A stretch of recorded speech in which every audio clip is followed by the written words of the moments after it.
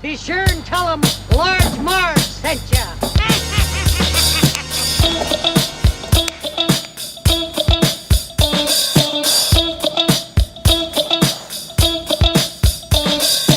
In the 90s, we were just teeny tykes. We liked our movies and our bikes. We wanted to be DJs, but we were just teeny gals. So we went off to college and we remained best pals. 20 years later, we're still watching flicks and we're bringing you the feeling bit by bit. Sweetie and Sweetie are here to say it's the Large Marge Santa's podcast. Hey. Jack Crawford must be very busy indeed if he is recruiting help from the student body. Busy hunting that new one, Buffalo Bill. What a naughty boy he is. Do you know why he's called Buffalo Bill? Please tell me. The newspapers won't say. Well, it started as a bad joke in Kansas City Homicide, and they said, this one likes to skin his humps. Why do you think he removes their skins, Agent Starling? Throw me with your acumen. It excites him. Most serial killers keep some sort of trophies from their victims. I didn't. No, you ate yours. Hey guys, welcome to the Large Marge Sent Us podcast, your favorite podcast where two sweetie sisters talk about movies that shaped and creeped out their childhood. I'm Sweetie. And I'm Sweetie. We are doing something a little different today. It's not really different. It's just maybe our first movie that's not a straight up comedy, I guess. I think it's our first movie that has like so much cred. Is it our first Street creds. Oscar winner? Mary Poppins actually might have won Best Picture in its day. At least been nominated. We might have had some nominees, but this one won. fucking won. But a little bit kind of behind the scenes of what we're doing for October. Sweetie, take it away. Well, Sweetie, in October, I thought we'd do a couple of spooky spookersons. Spooky Spookersons, that's my favorite phrase. You like any phrase that has a sun on the end. Well, first of all, I made that up. Second of all, it's my second phrase, Creepscape being number 1, Spooky Spookerson being number 2. It's a good one. So if you guys feel free to use that now. Feel free to just spread it around the world. Yeah. Spread it. Yeah. Spread like wildfire. So, Fire. Wildflowers. It was horrible Might wildfires spread. in wine country. Yes. I'm like, this is the fucking worst I mean, year while ever. I get the My confusion. wine gets taken away, I'm going to be fucking pissed. What about the people's lives that are No, lost, that's the most Sweetie? important. Yes. I listened to this whole NPR thing about it. There's like a huge homeless population there because, Great. yeah, this is spiraling. I'm sorry. What movie did we do? So tonight we watched The Silence of the Lambs. Yeah. So 1991. Don't know if you're aware of this. Pretty awesome fucking movie. So good. Won an Oscar, obvs. On the AFI's top 100 movies. It's on so many lists. It's on top 100 movies, top 100 scary movies, top 100 best villains. I could go on. It's so fucking good. It's the best. So good. Starring the one, the only, Jodie Foster. Woo! Jodie Foster.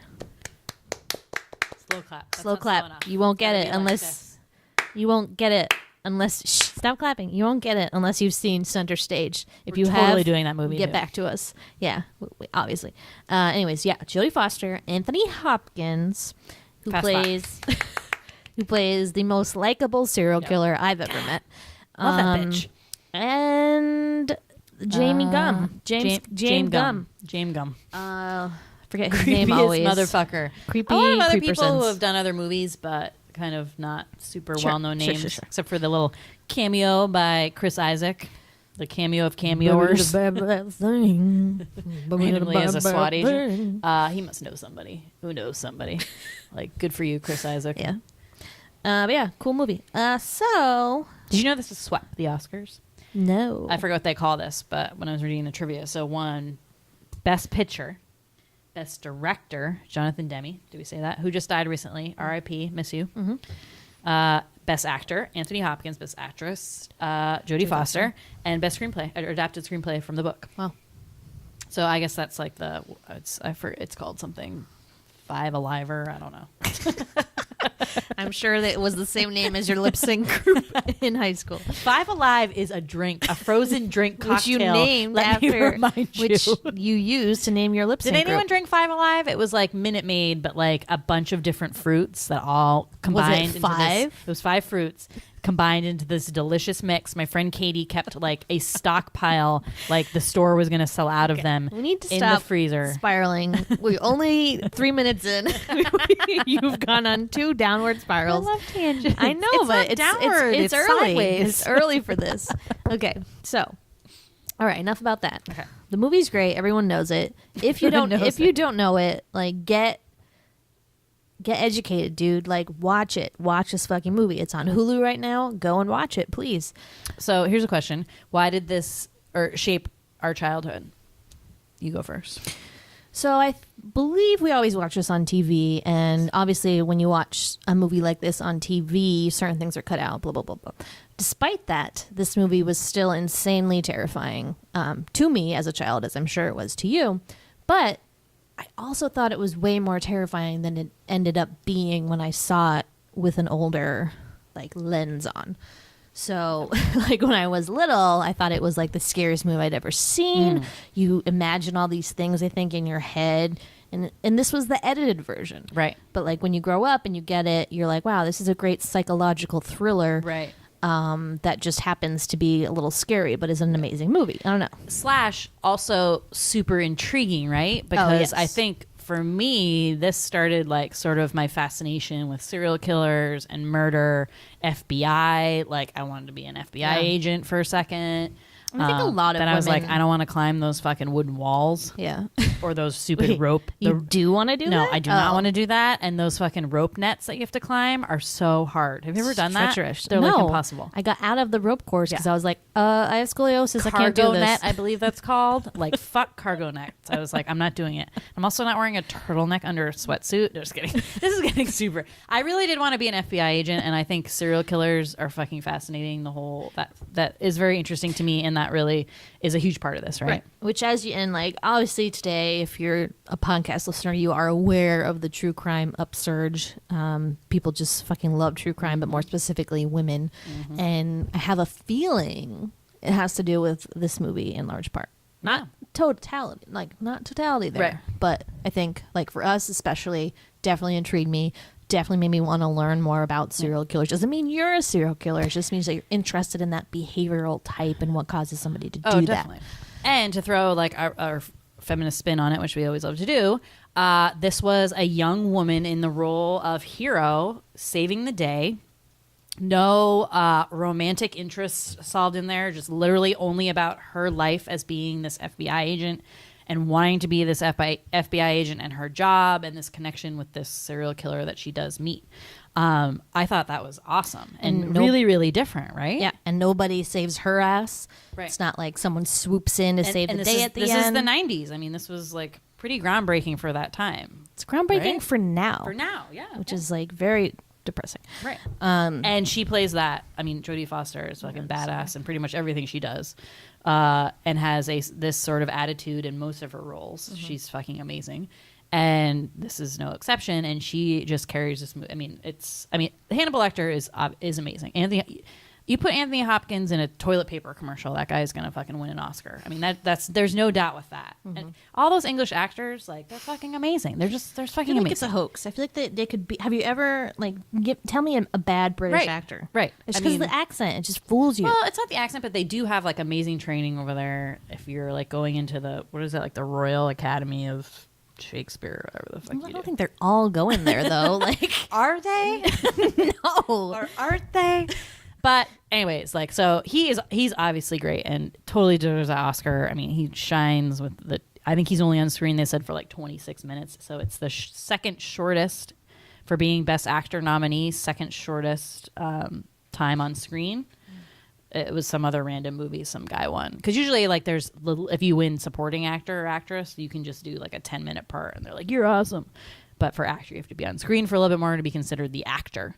But so he did it. But for me, like, Clarice Starling is my fucking jam in this. She's so awesome. I fucking love that bitch. Show. Okay, so let's get into this, man. Let's get into it. All right. It's time for the sweetie spooky synopsis. Yeah. Is that a seed pod? Is that a seed pod? Put the lotion in the basket. Clarice I can Starling. smell your CUNT. Clarice Starling is an FBI trainee at the FBI training facility, whatever that's called. She gets called. She's out on the course. She's wearing her turtleneck and her sweatshirt. She's doing the rope course. She's breaking a sweat. She's doing good. She's wearing her pearl earring. She's like, "Fuck you all." And then she gets rudely interrupted by this man. He's like, "Clarice, like Starling, like come with me." And she gets beckoned into Jack Crawford's office, who is head of the behavioral science division in the FBI. So this is the division that like kind of looks at serial killers, looks at why people do the things they do. So she had taken a class with him, I guess, and she got an A- on a paper or whatever and impressed him. So that's why he asks for her help in this endeavor. So he tells her that they are starting to interview serial killers to get more information about like why they do the things they do, so they can kind of like work on their criminal profiling and make it a more robust kind of study. So he asked Clarice to go and interview Hannibal Lecter. Sweetie, please tell me, who is Hannibal Lecter and what does he do? Hannibal Lecter, what does he do? We should do Kindergarten Cop, BTW. Put that on the list if it's not already. Hannibal Lecter, is a serial killer that is currently in jail. Hannibal Lecter was a psychiatrist who unfortunately had the knack of killing and then eating his patients. So he is a cannibal, if you want to use that term. Hannibal the cannibal. Yep. Very, very smart person. So smart. They try to study him, but he's too smart for them. He's a psychiatrist. Too smart for the studies. He dissects people. Like he knows what's up. He knows what's up. So it's Jack Crawford's plan to like send Clarice in under the guise of taking some like bullshit survey. Right. But what he really actually wants is information on this latest serial killer that's stumping the department, Buffalo Bill. And Buffalo Bill likes to skin his victims. He's killed 5 people. Yep. And they really need to catch this motherfucker. Yep. So they wash up and they're dumped in rivers, right? So they'll find these bodies of women in rivers. They tend to be overweight women. And they have their skins are cut off their backs. Not their whole body is skinned, but various parts of their bodies are skinned.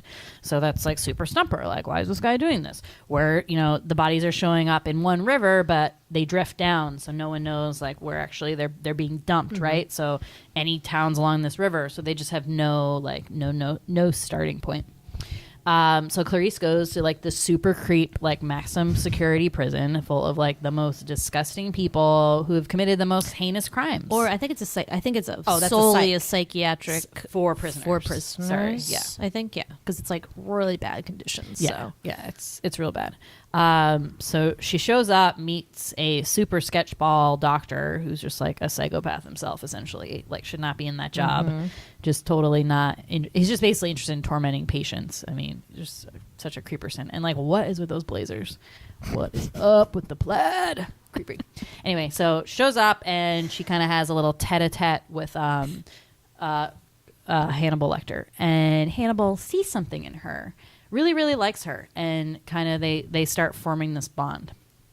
So, in the sense, like he does kind of want to help her out because he sees her as like a little bit, I think, of a lost soul. Not a lost soul because she's really strong and presents herself as really strong, but I think he sees just someone that he can help out. And even though he's obviously evil in this one way, he's a cannibal, he's a serial killer, all of that, there's still, I don't know, some part of him that feels like very invested in her. I think she just intrigues him greatly. Yeah. And her life and like what she's been through and like stuff how like she that. ticks, Yeah. like how we're interested in how Hannibal thinks he's interested in Clarice. And it's just always been just like loves her. Yeah. For that reason. He's like, whatever, like fuck this bullshit survey you came with. Like, I know why you came. So he like kind of figures it out. Ruffles her feathers a little bit, but then gives her a little clue. Well, he does not give her the clue until Multiple Miggs, who's another inmate in Hannibal's row, decides, that old trickster, he decides to jerk off in his hands and then throw it at Clarice's face. It goes right in her eye. It's like really fucking rude. So Good aim, by the way. Hannibal is like, Clarice, or Agent Starling. Like, I would wish he hadn't done that. Like, just like Curtis, like no courtesy, like just. He says, I forget what he says. It's like, it's a funny line. But anyways, because Miggs threw the jizz in her eye, he changes his mind. And he's like, I'm so sorry he did that to you. Let me give you a tip. So he gives her the tip. So I'd just like to point out that Multiple Miggs is the unsung hero of this film. Without his sacrifice, he would never have helped Clarice and given her any information. You think that is the reason why he decides to do that? Yes. I think that was like a lucky chance because she had to stop then and sort of like was freaked out and like wiped her eye. He tells it to her. He says, I'm so sorry that happened to you. The thing he hates the most is like discourtesy or like rudeness or whatever. Wow. He says that to her. Caught that. So good and for he's you. like, well, let me help you out. And I don't know. He just like feels terrible about it. So yeah. So he gives her a little rhyme. And that's why he kills Miggs later. So he's just so mad at him. So he gives her like this little kind of like weird riddle rhyme thing about like look deep in yourself. An old patient of mine, Miss Moffat, Moffet or whatever. So that's all she's got. So she like leaves. She's crying, obviously. So you just got like fucking jizz in your face. Yeah. Like I'd be fucking crying too. So she reports back to traumatic. Crawford and is like, okay, gave me like this like kind of bogus clue. But she's so fucking smart. Because Crawford's immediately like, oh, okay, did you like look at his old patients? Like, who's Miss Moffat? And she's like, no, that seems like kind of lame for Hannibal Lecter. Like, that's too easy. She's like, but I did look in the Baltimore area, and like the look in yourself, like referred to in your, like not in yourself, self storage. Do yourself, like, in yourself. Something. It was like a storage firm. Self storage. Yeah. So, and then under the name of Miss Moffat Miss Moffat had a storage, storage locker. In this call it more of like fucking a creepy storage warehouse. Yeah. I mean, it's a big locker. You could fit a car. So this like weird Russian guy with like a driver like owns it. I don't know what's up with that, but that's pretty entertaining part. I'd like to see that movie. Yeah, like who that guy is. We'll talk a little bit more about that like scene later. But she finds. Okay, so the door is stuck, and then she like is able to wiggle underneath, and basically it's the creepiest fucking storage locker you've ever seen in your whole life. You know, we took a running inventory of what's in the storage locker. Should we go through it? Because it's pretty good. All right. Yeah. First up, taxidermy owl full of cobwebs and like in a raised like wingspan. Like owls are really sweet, right? You're like, oh, an owl, that's like really sweet. This is not a sweet owl. This is like the scariest fucking owl you've ever seen. Foreshadowing the later scene. Sketch. Okay. No. Okay. I didn't spot this one. I didn't know about this one until we watched it on this watch. But a giant Ritz cracker box. What up with that? It's like a cardboard box that like several Ritz cracker boxes were once in. Maybe he went to Costco. Was that there? Did that exist then? Probably weird. Not. That's what it looked like, but pretty weird. Many naked mannequins or headless mannequins dressed in old-fashioned garb with necklaces on. Weird. Trying to tell us something. Old hearse draped in an American flag. That might be one of the creepiest. A giant American flag. Yeah. Like, to cover a hearse? Yeah. Like weird. I don't know. Symbolism there. Who so knows? Clarice makes a beeline there and then finds more weird things. Yeah, super weird things. A pop-up book. A pop-up book. Why is that there? Who knows? Pretty great. And then the piece de resistance. Head in a jar. Head in a jar. So it's my head in a jar. She sees this like cloth. Picks it up. There's a fucking dude's head in a jar, like well-ish preserved in liquid. She's like, what the fuck? So she goes back to Hannibal Lecter and is like, who's in the jar? Who's in the jar, Hannibal? Who is it? She works out that Miss Moffat is an anagram for the rest of me, like miss the rest of me. So he like wants her to know like who is in that jar, like what was the rest of him. So Hannibal tells her that he was a former patient of his who he did not kill. He found him like that and assumes that his former lover like killed him or whatever. Although we might not find that out until later, but whatever. So from there, they decide like they got something hot. Meanwhile, Buffalo Bill has found his next victim, and it is the daughter of a senator. And he's like waiting in the parking lot for her to come home. He like does this whole like shenanigan where he like has a fake cast on, is trying to move this like giant chair by himself. And he's like, oof. He's trying to lift it. You're like, what? Come on, dude. So she's a nice person and decides to help him. And unfortunately, that lands her in a bad place because he corners her in the van and then hits her a couple times with his cast, asks her if she's a size 14. She is. Good job, Bill, spotting that one. And is excited. Takes her home, puts her in this giant hole in the ground, keeps her there. Yeah. So we're like, shit. That's fucked up. Meanwhile, Bill's latest victim prior to this has washed up. So they determined that she had been weighted down. They knew that because she had restraints, right? No, she didn't. Frederica was weighted down. None of the other ones were. But they knew that because she had restraints on her or something? Like, how did they know she was weighted down? She wasn't weighted down. Yes, Frederica was weighted down. That's who it was, I thought. No. Oh, Frederica was found already. The first victim, but found third. Okay, sorry. So this is now the sixth victim. Yeah. Okay, so the sixth victim. I think. Or maybe the fifth. Yeah. I don't know. So they show up and the body gets brought to a funeral home. So they're all like, they have to kind of shoo away the cops, and they do like a kind of preliminary investigation of the body. So it's like a medical examiner, Crawford, like the guys who run the funeral home. So they take a bunch of pictures, and Clarice is getting to narrate sort of like play by play, like what she's seeing, which is really cool for her because she is like a trainee. I mean, this is like on the job training to the max. No one. Like, Crawford obviously like really, really trusts her and really likes her and stuff like that. So they find two things in this one. So the first thing they find is that they're taking pictures of her dental, her teeth, and they notice that something is in her throat. So they pull out a bug cocoon, or as Sweetie likes to call it, not a seed pod. Not a seed pod. What's that? Some kind of seed pod? No, sir. That's a bug cocoon. It's my favorite line. Thank you, Sweetie. That's really well delivered. So they find a bug cocoon. Super weird. They turn her over to get some prints or something, and they find out that there are these diamond-shaped cutouts on her back. So they know that he had been skinning women, but I think maybe it was more in a different location. It was a different location. Women. I think he was doing like larger pieces. So this was like specifically these like weird diamond shapes. So that was like new to the case. So they have those two like new bits of information.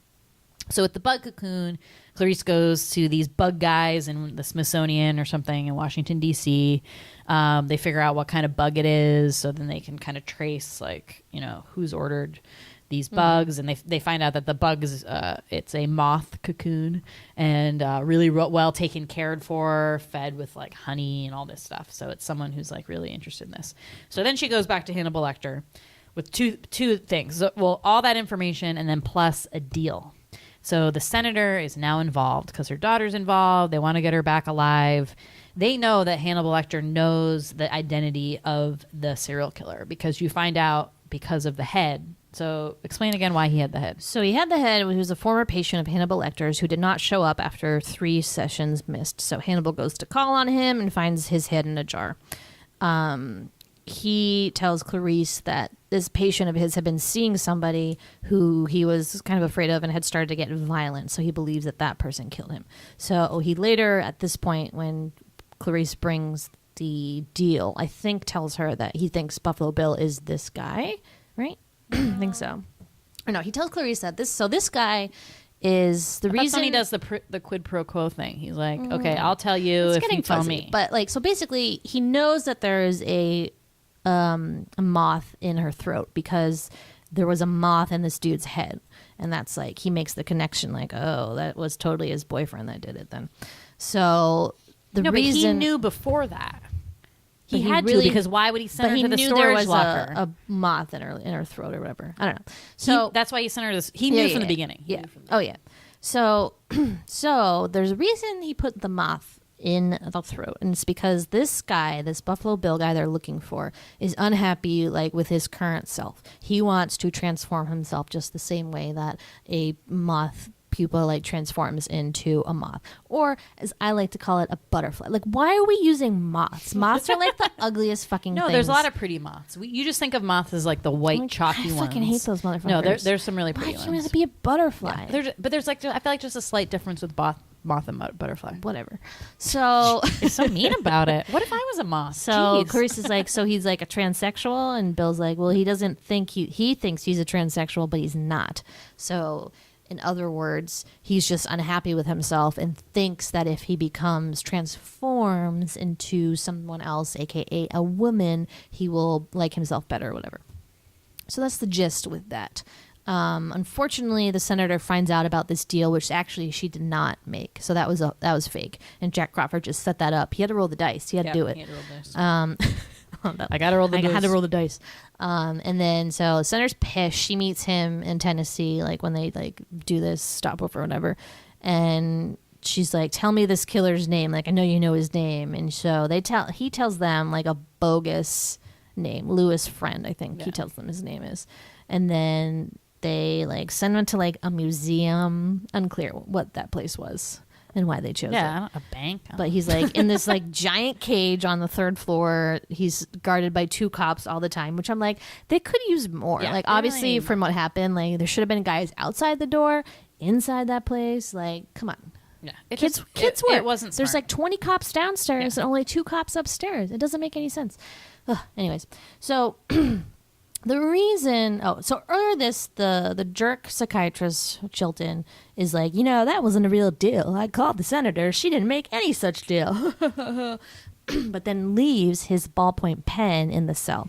So Lecter spots that and like makes a mental note of it. And then when he gets unlocked from like his little, whatever that's called, it looks like a dolly, like the dolly we used to move ice cream. And has the iconic face mask that he has, Yes, right? yeah. So he can't eat people. Hannibal Lecter's a biter, right? So Well, he he's a eats biter. people. He's a cannibal. He eats people, but he's also a biter. Yeah. So whenever he's like interacting with people, they have to put on this mask that basically like covers his bottom, like his nose, a little nostril holes, and has a little opening for his mouth, but these little like things in front, so there's no Like a like jail teeth. for his mouth. Yeah. Oh, it's like so creepy. It's so iconic. It's the and iconic, creepy. Hannibal Lecter mask.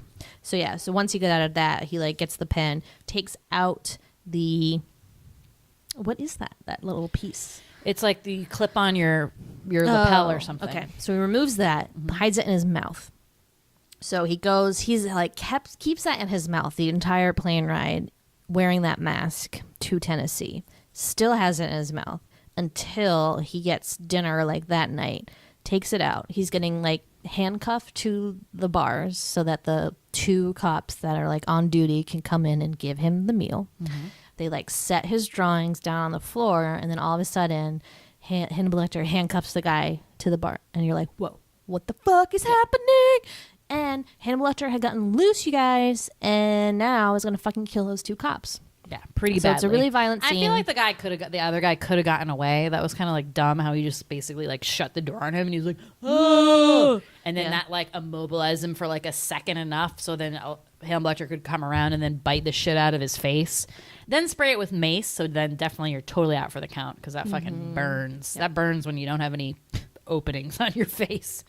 And then he beats the other guy to death with his own police baton. So What a that's way a to horrible go. ending. What a way And to by go. far, for me, the scariest part. Yeah, it's pretty scary. Violent, I love most it. scariest part of this movie. Yeah. So the 20 cops downstairs like notice the elevator going up, and they're like, "What? Who went up on 5?" And they're like, "Nobody, sir." And then everybody's an accent because it's Tennessee. And then they hear a gunshot, and they're like, "Oh shit, get the vests." And then they get their little bulletproof vests. They call in the SWAT team, and they go up to the 3rd floor, and they see the one cop like splayed, like eviscerated, and like splayed Like out like a crucified. butterfly, like at the top. Butterfly. Good call. Good call. Yeah. Or like the owl, like it's all that like wing imagery. And then the other cop, quote unquote, is on the floor with his face like really disgusting. And you're like, ew, ew. Ow. So they're like, oh no, Hannibal Lecter's loose. So they go like to find him. They take this guard on the floor who's actually still breathing, on guess why, and get him on a stretcher. They're in the elevator and they see blood dripping down from the ceiling. So they're like, oh, Hannibal must be like wounded. They heard the shot, so maybe somebody got a shot off. He's wounded up there in the ceiling. Let's get him down. So they bring the body out, put him in the ambulance, take that guy away. Pull down the hatch, body comes out. It's a guy with a fucking missing face. Guess what happened? So smart. You're not going to believe it. Hannibal Lecter found a little pocket knife in the cop's pants, whatever. I mean, I don't know if that's like standard I don't think that's issue. legal. I don't think you should be. I don't think you should have that. Yeah. But he did. So he took that, cut off this guy's face and part of his scalp. He scalped him, basically, and took his face. Wore it as a fucking mask, laid down on the floor, and pretended to be this dead cop. Took his clothes. Amazing. Genius. He thought of this all in like 5 10 seconds. minutes. Yeah. What? I mean, the guy is fucking brilliant. So, anyway, now Hannibal Lecter on the lam. He's gone. He's fucking gone, dude. Gone to the wind. But, so we missed the part that Clarice does go visit him at that weird Memphis jail like place. And he reveals to her that they have another little talk, and it's more like about their relationship, really not like anything about the case. But she had given him the case file, so he returns them to her, and then sends something about and is like, it's all in the case file. He says like some offhanded comment about like something being, it's all right here or something like that. So her and her friend looked through the case files, and he did make some notes in there. So where they have a map in there with like the locations where all the bodies were found. He was like, this feels like deliberately random. So this was a note he left for her in the case files. And she's like, like, that's weird. And her friend's like, oh, I think this means like it's not random at all. And then they kind of do a little bit of wordplay and decide like, what is this guy? He covets what he sees. Hannibal told her this when she visited him earlier, that like, what do we do? We covet what we see every day. Right. So they surmised from that he must have known his first victim, who was found really third, but killed first. Right. And she was only found third because she was weighted down. Yeah. So like usually you take a lot of care with your first one because you don't really know what you're totally doing yet, kind of feeling it out. Or was he just smart enough to know that like they could be found later because they would? Because it was like his first one, so like he hadn't really like come up with the plan yet. Yeah, so he was maybe gonna like weigh everybody down. So she's like, okay, I'm gonna go to that fucking town and like snoop around. So she goes to the guy's house. The woman's house. So Frederica Bimmel was the first victim's name, and goes to her house, talks to the dad a little bit, creeps in her room, goes through her jewelry box, finds these Polaroids of her like in her bra and underwear being taken, like these kind of silly little photos. So that's interesting. And then she sees like a dress with these diamond patterns cut out of it. So I guess she doesn't know a ton about Frederica at this point, but puts 2 and 2 together that she was working as a seamstress, right? Yep. So then she goes and interviews a friend who tells her that she was working for this old woman named Mrs. Lipman. And she's like, can you give me Mrs. Lipman's address? So she's going to go ask Miss Lipman a couple questions. Meanwhile, Jack calls Jack Crawford and is like, I got a good lead. Like, this is what I'm going to do. I think I know who he is. I think I know how we can find him. Jack Crawford's like, no, bitch. Like, we already found this shit out. Like, we cross-referenced Hannibal Lecter's, like, info. So he had told them that, like, you should ask. There's 3 at this point in time. I'm sure there's a lot more now. But at this point in time, only 3 hospitals in the country performed sex change operations, and it was like a very rigorous process to get approved for it. So this person that they're looking for would have applied to 1, if not all 3 of those, and been denied. So they're cross-checking like that information with like the other stuff, and they find this guy. They're like, his name's Jamie Gum, aka or like some other alias, and they're like, we're on the way to his like business Which address I think right is now the in alias Illinois. that he uses Jack when Gordon? he sees her. Yeah. So she's like, okay. He's like, and then Jack Crawford's like, still go like interview like these people, like just kind of like putting her off, like yeah, go do that. Like we leave this like, stuff to the big help, guys. Like we buddy. got it. So they do this cool thing with this scene where it's like interchanged. They have the SWAT team arriving at James Gumm's house in Illinois versus Clarice approaching Miss Lipman's house. And then you see like the SWAT team ring the doorbell, and then you hear Jamie Gum in like real time being like, oh, the doorbell's ringing. Fuck, I gotta go answer it. And he still has Catherine Martin in the well. So he's like, okay, we're still good here. She's still alive.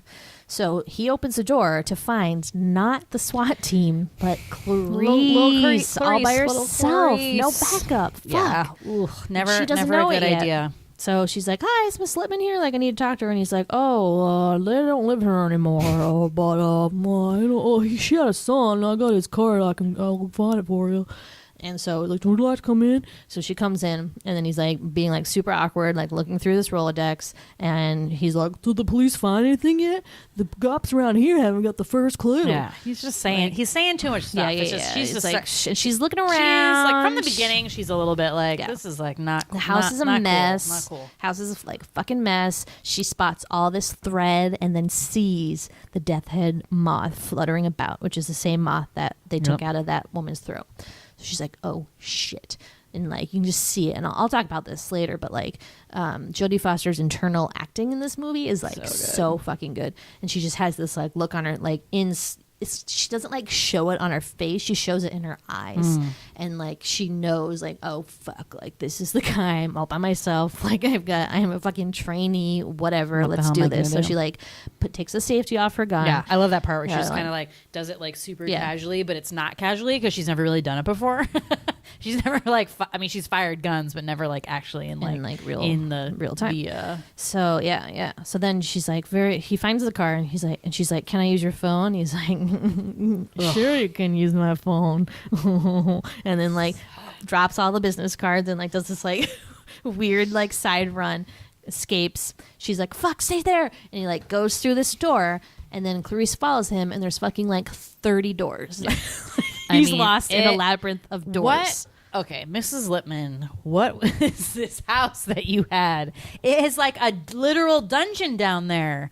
I mean, some rooms are furnished and actually like kind of nice. I mean, I guess it was just like a basement. Well, I wonder if he like made Made it? most of that. Like it was just like an underground space that he just that like he made. created. Okay.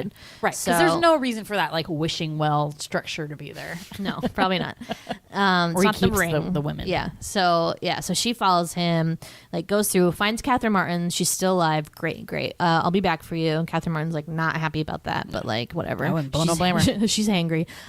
So she goes, she finds a tub with like a rotting human body in it, and is like, what the fuck is this? And then all of a sudden, lights go out. Shit. Now we're more fucked because she doesn't know where the fuck this guy is. There's about 50 doors he could be behind, and the lights are out. Yep. Great. So she can't see anything. Great. So then the scene switches to, so you learn kind of when he's stalking Catherine Martin that Buffalo Bill has the like night vision goggles. And he puts those on. So that's the way. So the whole scene is dark, and Clarice is like freaking out, but we're still able to see what's happening because you see it from the perspective of Buffalo Bill with these night vision goggles. And you just see her like freaking out. And again, like the most amazing acting by Jodie Foster. Like the freak out mode is like nothing I've ever seen, because she's trying to keep composing, but she's like literally hyperventilating. Her body is just like twitching with fear. She has a gun. She doesn't know where he is. She's kind of flailing around trying to hit something. I mean, I don't know what anyone would do. And the worst part about it is that he's like literally 2 inches from her, and he keeps trying to like touch her hair, touch her face. I mean, if you don't see anybody and you can kind of like feel someone there, but you don't know anything, right? So luckily he has a very old, loud gun.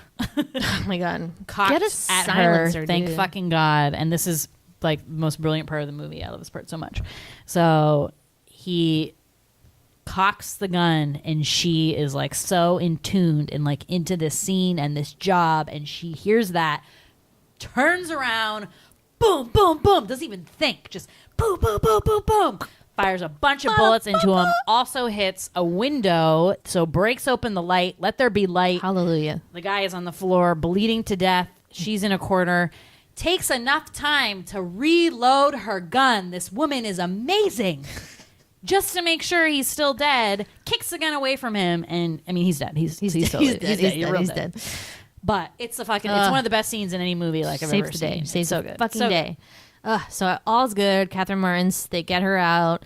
Bonus, she gets a new dog. Talk about it. And Clarice at the end becomes an FBI agent. Mm-hmm. Thank fucking fine God. I mean, like, please, like if they hadn't.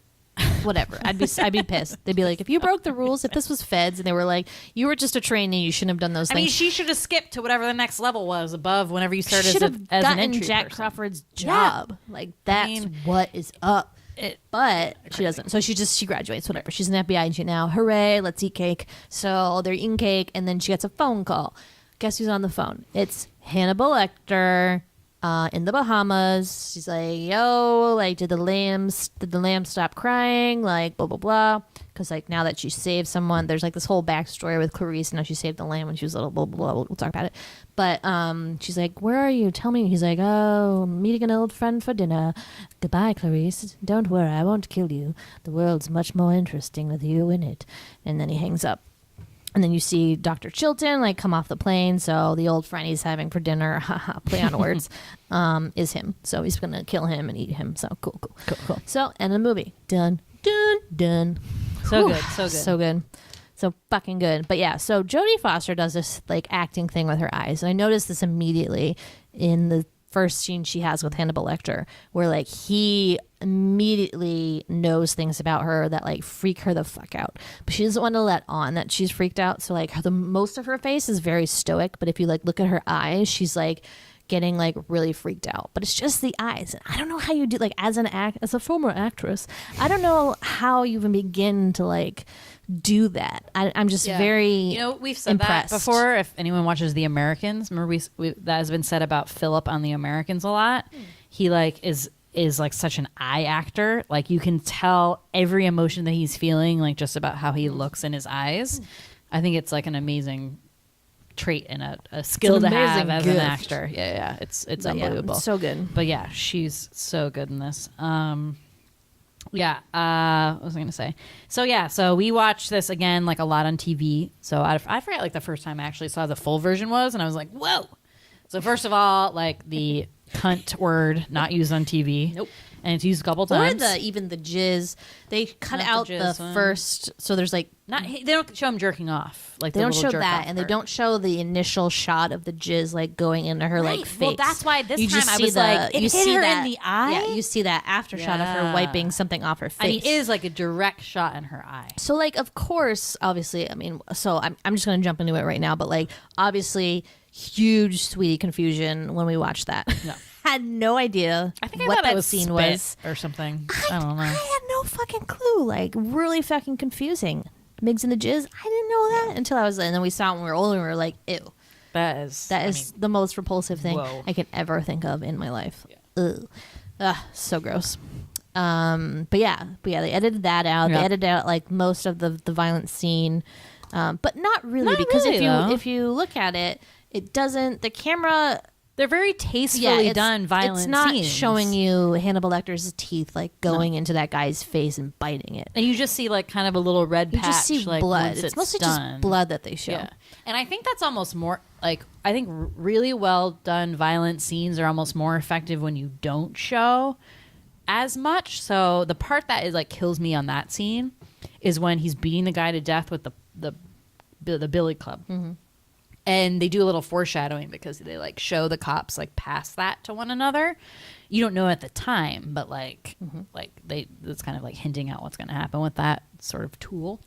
And then Hannibal Lecter is wearing this white shirt, and he's beating the guy to death with the billy club. And you obviously hear the guy reacting on the floor. You hear that sound of someone being beaten, which is, like, the absolute worst.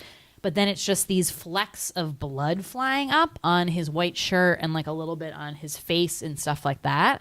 And it's more terrifying, I think, than you saw any sort of camera angle changed and seeing that guy's, like, mushed up face, right? And just seeing how, like, calm Hannibal Lecter is. So, like, right. this whole scene, there's this classical music playing in the background. And so he does this, and they make a point in the beginning of showing Clarice, like, the last time a nurse got near to his face, he bit off her tongue, like, his pulse never reached above, like, 60 or whatever. Like, so he, like, stays completely calm during this.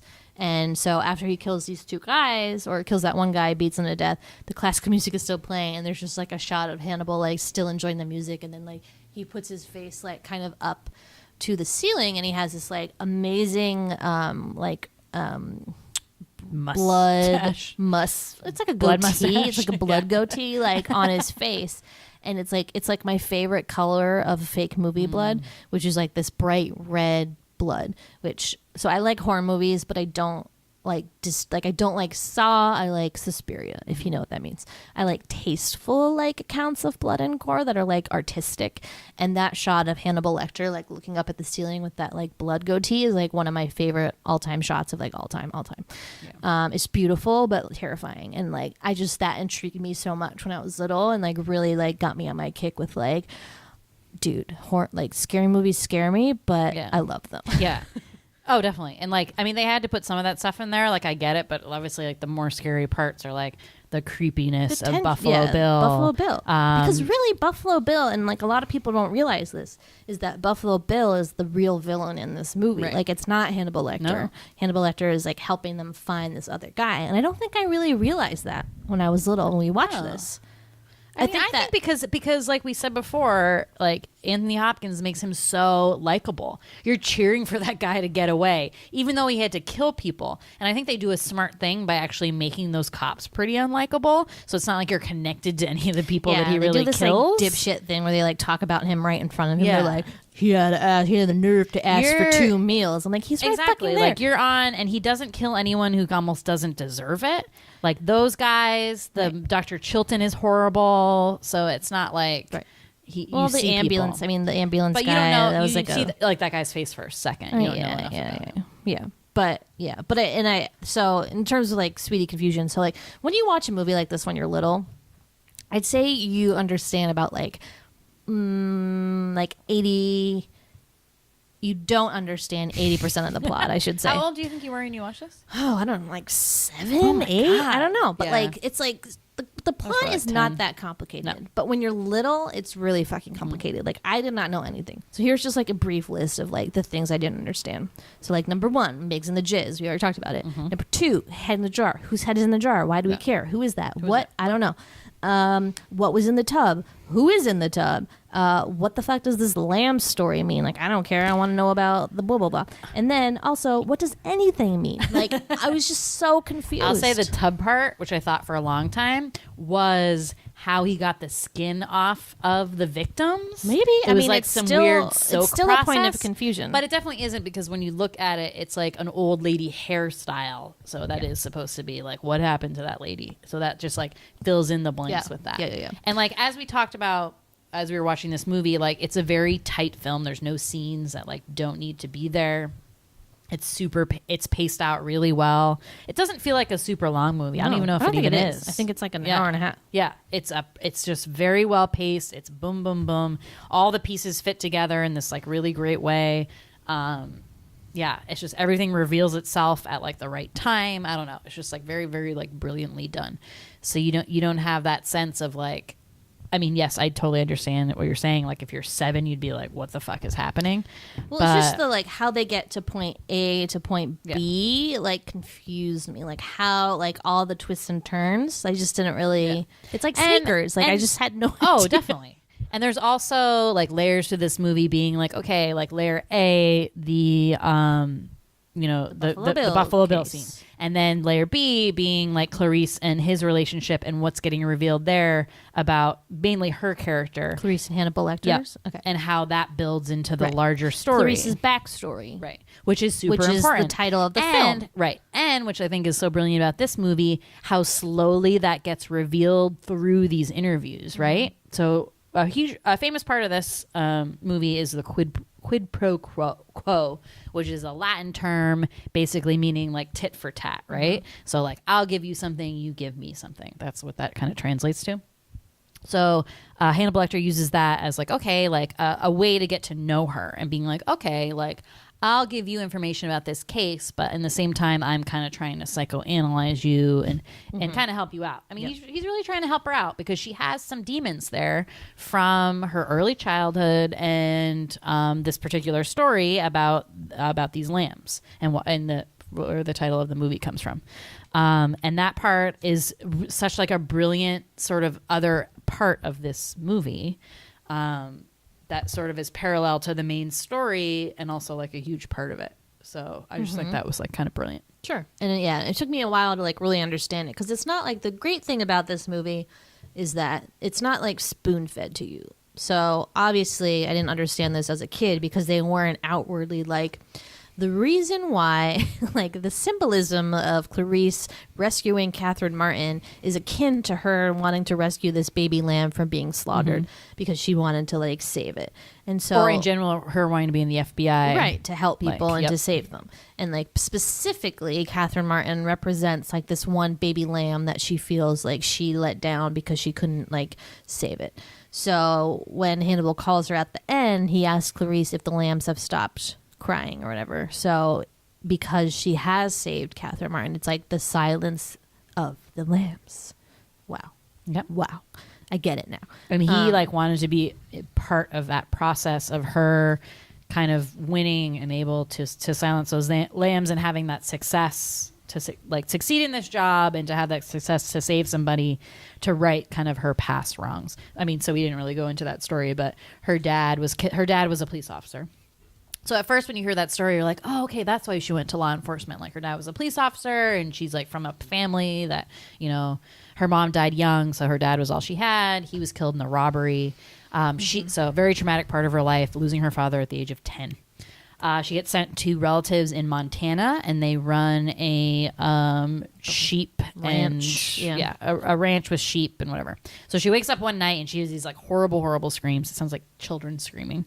She goes down to the barn and realizes it's kind of like, but even before dawn, it's like dark, and it's springtime, so it's like lamb slaughter time or whatever that is, and gets super freaked out and just wanted to save one of the lambs. So she grabbed one and ran away and made it a couple miles before they called the sheriff, and the sheriff picked her up and stuff like that. So she does this whole dialogue with him about how, you know, if she could have just saved one, like it would have been okay. It would have been okay. Which is just like she couldn't save all those other women that Buffalo Bill killed, but if she can save Catherine Martin, then it'll be okay. Yeah. So, yeah. Yeah. I mean, just interesting also in discussions of like what that means to be an FBI agent, and do they think of cases like that where you're like, is it like, you know, are you trying to save people like because of, you know, something in your past or whatever? I don't know. I mean, there's obviously like so many different interesting levels to this film, mixed in with the cool hunt for a serial serial killer and all that stuff. So it's just such a brilliant film. So great. So let's see. So obviously we talked about our favorite parts already. Another part that we did not, I mean, we talked about a little bit, but so the way he gets Catherine Martin as a victim is very scary. And especially, like, I knew it was scary when I was little, but when you become an older woman and you get like boobs and shit, you're like, whoa, I'm a target. So this part always scared me because she's like by herself driving alone and the music's turned up, which is like something I would always do. She like parks her car at her apartment, is home safe, is like, all right, cool, I made it home. Because that's always a thing, right? You're like, you make it home, you text someone nowadays, I'm home, but are you really home? Like sometimes I text people that I'm home when I'm like walking up to the door. Like what if something happens in between? My driveway is like super dark and sketchy, and I have my keys in my hand ready to stab somebody. So like every that's time. something I never thought about until like now. So now this scene is even more scary. So she's about to go into her apartment, sees this dude struggling with a fucking chair, and is like, are you okay, man? So like, first of all, I just like to say that you should never help a guy move furniture at night in a parking lot by yourself. Like that is just like so many red flags. What if I it was can't winter even and it was like handle 4 it. p.m. though? So Sweetie, when we're watching this, Sweetie takes it upon herself to be like, that is so dumb. Like I don't ever like, yeah, why did she do that? And then she goes like, she like waits like 3 seconds and is like, actually, I'd probably do that. Probably do that. That is my personality. It sucks. I'm sorry. Being a nice person is like really great in many ways. I'd be like, sort of horrible. I'll call the super. See you later. I've gotten better. I just told you a story about how I took a lift. I bought a bookshelf the other day at Target, and then I had to take a lift home. I don't have a car, and the guy was like super nice. We're chatting the whole way, whatever. And like it's super heavy, but like I could carry it by myself, but it was heavy. And so he takes it out of the trunk, and he's like, "Oh, do you want me to like bring this into your apartment for you?" And I was like, no." Like, and just kind of freaked out. He was a super nice guy. He was not sketchy at any means. But the thought of having like some weird guy in my apartment with me by myself I don't know was just like absolutely not. So I was proud of myself for that moment. Yes. However, like I am like a way too nice person. You are nice to a fault. Yeah. And like, this is not like a sketchy story at all, but this is like my level of nicety. So I decided to pay my apartment this weekend. And in the back of my mind, I'm like, like I wonder if my landlord will pay for it. And I was like, maybe she will, but like, I'm not sure. So she was away this weekend. So I was going to talk to her in person. I had like paint samples to show her. I was like super prepared. And so I call her, and because she was away on vacation. It was Columbus Day weekend this past weekend. So I call her, and I'm like, hey, Susan, like, it's Emily. She's like, oh my God, is anything wrong? What's wrong? Like, and I'm like, oh, no, nothing. I was like, oh, so like, I'm thinking of just painting the apartment, like not a totally different color. Just want to give it a facelift. She's like, oh, okay, great. Like, that's fine. Like, do you want me to pay for it? And I was like, no, that's okay. Like, that's exactly what I wanted.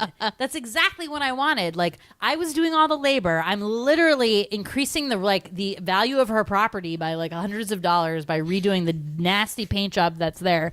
And I could not say like, oh yeah, sure. So instead my reaction was, oh no, that's okay. It's only like $30. BTW spent like $100 at Home Depot. So I suck. Sweetie.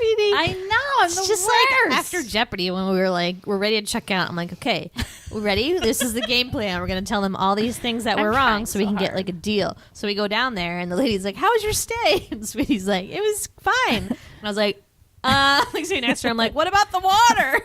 And I was like, calling off camera. I was like, so we didn't have any hot water, and oh yeah, the elevators broke, and then we got locked out of like the pool area. You're like, oh, I'm so sorry about that. Let me count you one meal. Like, not even Let two. me comp you one brunch, $16. Fuck you, Whatever. Sheridan. We got something, and we got a bunch of Starwood points. I left a horrible review. I did. I got like 30,000 Starwood points. All right, whatever. I keep getting things for like crazy vacations. So. Okay. Well, Anyway, we'll work on. but We're working still, on it. But it's something to think about. Like, Right. what is this over nicety problem that I have?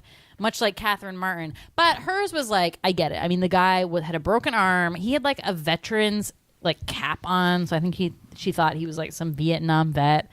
But like, and I think this movie showed women like raper vans are a thing. You stay as far away from that shit as possible. I mean, they say at parking garages, do not park next to a van. Like that is like a thing. Next to any cars. Any cars. Well, yeah. I mean, this is not, they don't have to be in a van, but like, and I would just like to point out that amazing job on my part this one time when Sweetie asked me to help her move out of her apartment, and we were carrying her like bed or something into the van, and Sweetie got in first into the van, and I was like pushing the chair like into the van, and then when Sweetie was like inside the van, I was like, say, are you about a size 14? And you were like, what? And I was like, see ya. And I like closed the doors and I was like, ha! So scary. I just can't imagine like what that woman was thinking. But yeah, it's Like, terrifying. Awful. But yeah, good scene. But But she comes around Yeah, because she's she's great. fucking. Her attitude remains so awesome, despite being in that fucking wishing well and just like miserable as fuck. like, So what, good for her. What would you do? Like, She I stayed so would spicy. freak out. I'd be like, kill me now, kill me now. Yeah. I'd kill myself somehow. And How like, do you even breathe in there? You're just constantly having panic attacks? I That's don't what know. I'm saying. Like, I would obviously, but like that is traumatizing. You're But yeah, peeing and pooping down there, like doesn't what get is like any happening? food. So what he does No is water. he like Remember, she keeps tries them- to whistle. And, He like, keeps them in the well for 3 days so that their skin gets like loose enough to like whatever. Which I feel like 3 days isn't enough time for that to happen, but like whatever. So yeah, it's great. But she is just great, and she does this genius thing where towards the end, where she's like running out of time because he's gonna kill her soon. She lures the dog Precious, who's like this little white like Bichon Frise or something, and with the chicken bone tied to like the pail that her food comes down in, she throws it up and like lures Precious into it so she can pull her down, and then use Precious as a bargaining chip to like get out, because she knows that like this dude is a serial killer, but he really loves this fucking little dog. Yeah. Which is kind of funny because. And like I feel bad for Precious because it's not like she chose who her owner was. Sad. But so Catherine Martin is like pretty mean to this dog the whole time. She always like, come here, you fucker, and like says that. And like that always, as a child who loved animals, I was always very know. upsetting to me. Yeah. But I would just like to say that thank God Catherine patched up her relationship with Precious, and now they're inseparable, and Yeah. she won't let Precious go, and she's like, I love this dog. I think she adopted her. I bet she did. It's crazy because, like I was saying, like Catherine Main's like so spicy during the whole thing. She's like always like, fuck you, get me out of here, give me a phone. And even when like she gets rescued, it's like, you know, Clarice has to go find him to hunt him down and can't save her. But if Clarice had died, they both would have been completely fucked. But anyway, so and Catherine knows that, and it's kind of like, come back here, you fucking bitch. Like, she's so Don't you leave me feisty. here. Yeah. But the dichotomy of that is like when she gets brought out and she's cradling Precious and she has a blanket on, she is like a mess. So you realize that she was just acting brave to like survive that situation. It was a survival tactic. I mean, you know how like that. angry you get if you don't eat for like 5 hours. This is 3 days. I Don't can't even know imagine. like what you would be thinking. It's completely dark down there. I'm sure you're not sleeping. Fucking fingernails and blood Ugh, stains that on the part is the wall. Like worst. fucked up. So crazy. So although this isn't like your typical comedy movie, we still use a few lines in everyday life. So obviously everyone thinks of this movie, they think of like the famous lines. Like, I ate every time I buy a bottle of Chianti, I think of that line. That's not Chianti. It's Rioja. It's Roja.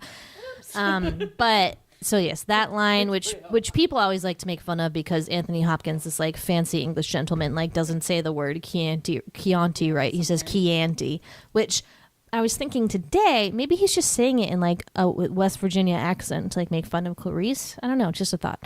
So there's that line. Everybody is fucking obsessed with the lotion in the basket scene. So Buffalo Bill, to like make their skin stay nice and like moisturized so that like when he takes it off it'll be like good for the suit, he makes the girls put this lotion on their skin. So he like sends the lotion down in the basket, and then he like talks in this weird third person like narration because it's like distant. It's like a way to distance himself from like doing the actual like crimes, because I think like part of his mind is still like separating that. Yeah. So he's like so he doesn't want to associate Catherine with like a person, so he calls her it.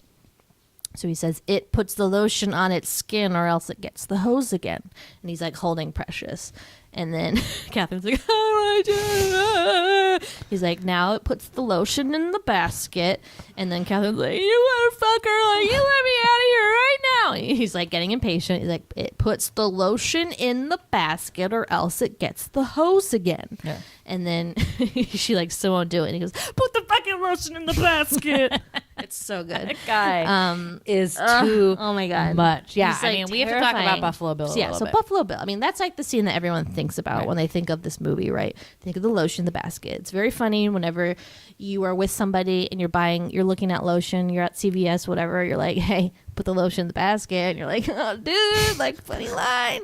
But then there's also this scene where he is like trying on his like skin wig, which like I guess he scalped somebody. Right. Like, and did someone get scalped? I mean, I guess they don't know about mention the it, but like, victims, whatever. yeah. He like puts on makeup, and then he's listening to the song "Goodbye Horses," which is like "Goodbye Horses." Well, the part I remember is like the Dinna, dinna, dinna, dinna.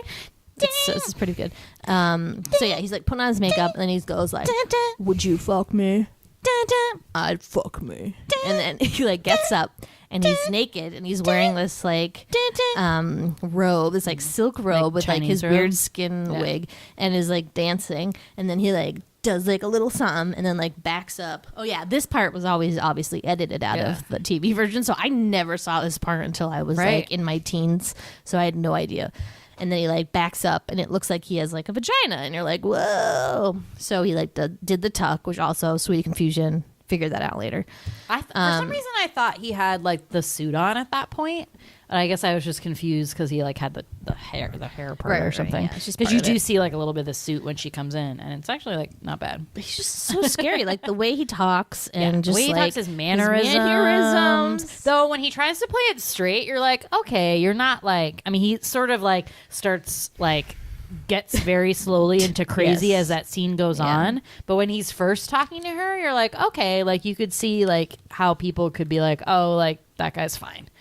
Like, you know, you wouldn't like think anything of it if he like kept it on that level, but he sort of like descends into crazy as he's talking to her. But yeah, like obviously the whole house, like all the weird music he listens to. all of his jewelry like fucking creeps me out so bad. His tattoos. He has all these weird. Anyone who wears more than like 2 rings, suspect. I'm sorry. Like, you're fucked up. What is wrong with you? Tell them what you spotted this time watching it. Blanket. Oh yeah. So also in one of the rooms, so in this like cavernous basement area that has like all these fucking his rooms. bedroom. Yeah, so he's like his sewing studio, he has a bedroom, he has like another like room wherever like he gets shot. I don't know what room is that. The wishing well. Wishing well of death. It's really just a well. Yeah. The wishing well is a much smaller well with like the little Well, it must roof. have been the old well. the old well. moss guard wishing well. Goonies reference. Come on. But in his bedroom, I guess, is a bed. Surprise. But it has a blanket with swastikas on it. So not only is he like fake transgender or transsexual or whatever he thinks he is a fucking Nazi? What? So this guy is a mess. Well, they mentioned that like the reason he kept getting denied his Was sex 'cause he was change a operation Nazi? because he had like a violent past that they were like looking they were like suspected, and I think it probably has something to do with that. I mean, I think it's like a little blatant, like there's no other calls or concern for that. Well, of, they like why he would be that. So the part where like the head is found in the storage locker. So that was his ex-boyfriend, and his ex-boyfriend was a patient of Hannibal Lecter who came and said, "Yo, my boyfriend's being like super weird. Like, let me bring him in and talk to you."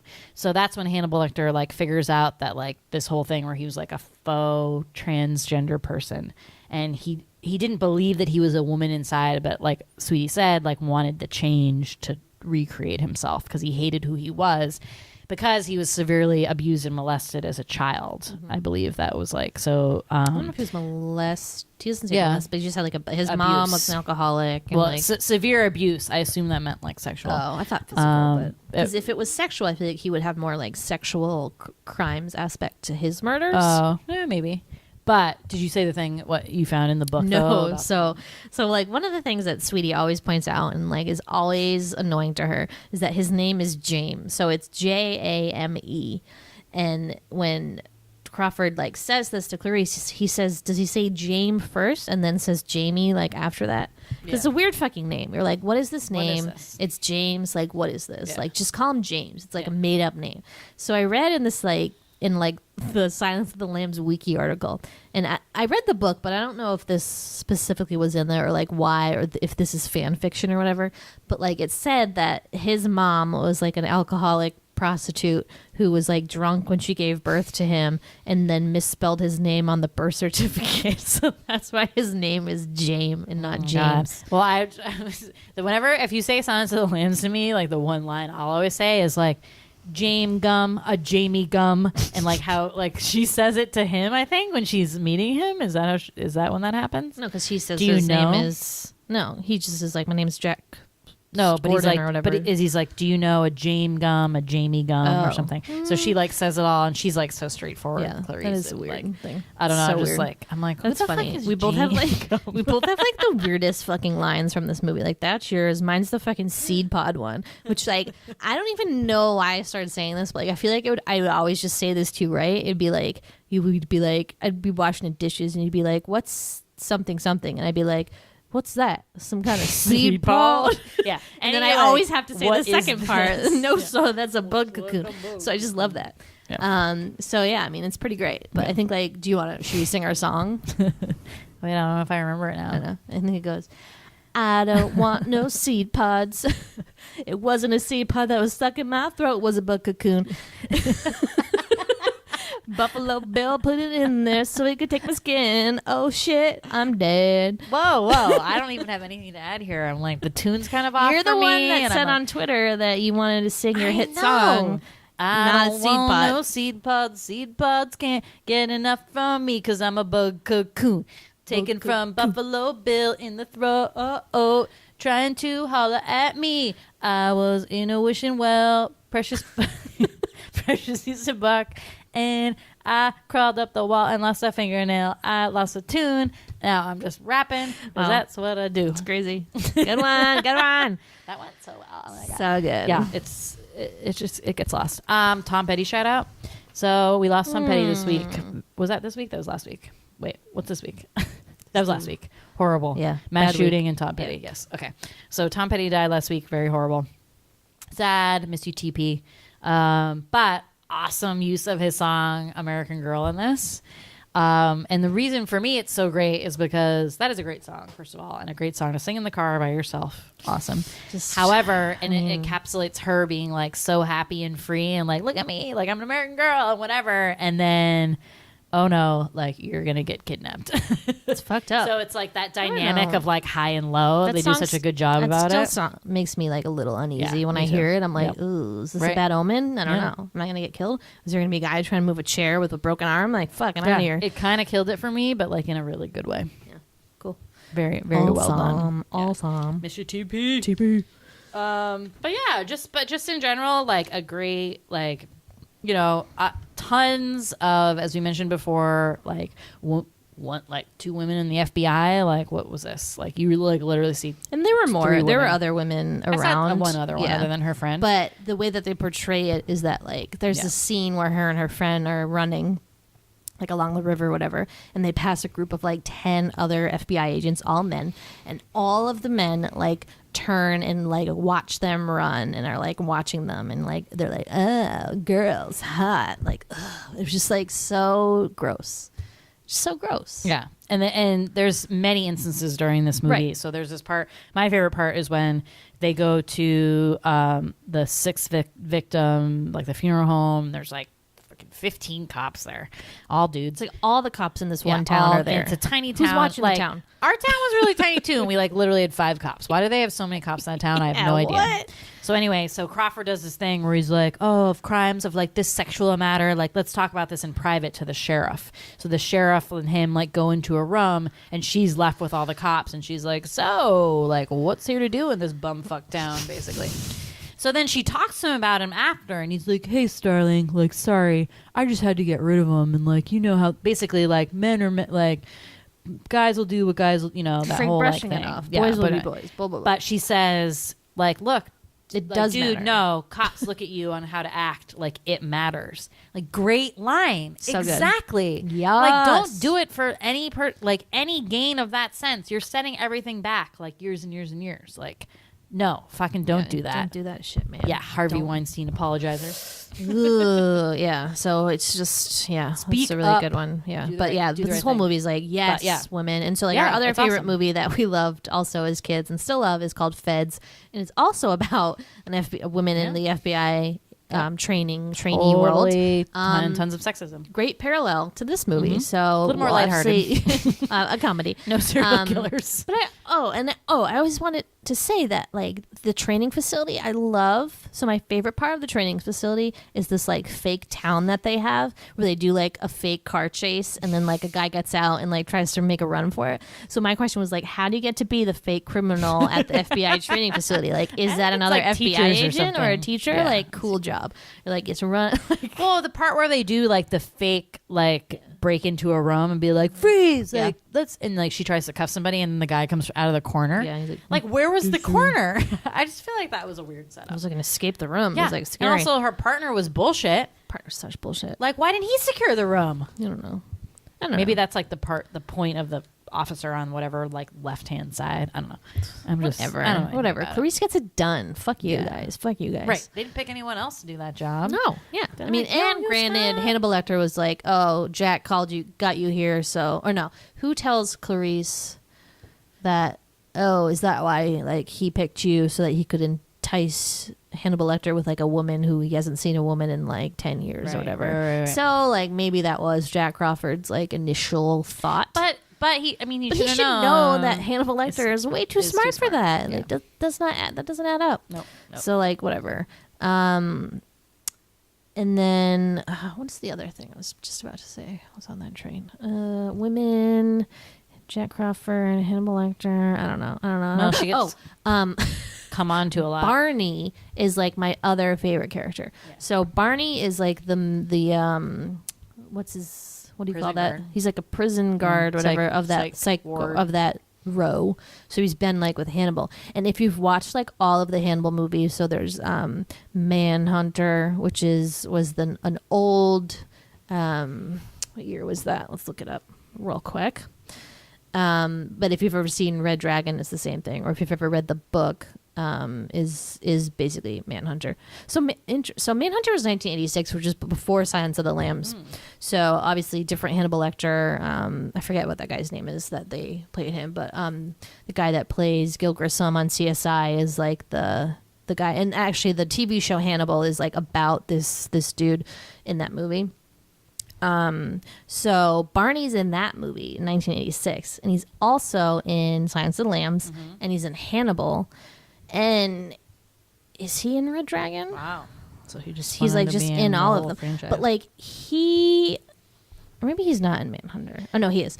In Hannibal, do you remember this? Like Barney like helps Hannibal like break out of something and is like his like not accomplice, but he like I don't know. Yeah. But you can tell that like Barney has this like close relationship with Hannibal, and he like each other. Yeah, and it's sweet, and I love that. And that guy's from The Wire. Awesome. He's a great actor. I love that guy. So he's always been like my like private favorite character. He's awesome. He was like in, wasn't he in Coming to America too? Yes. Right? Yeah. Maybe.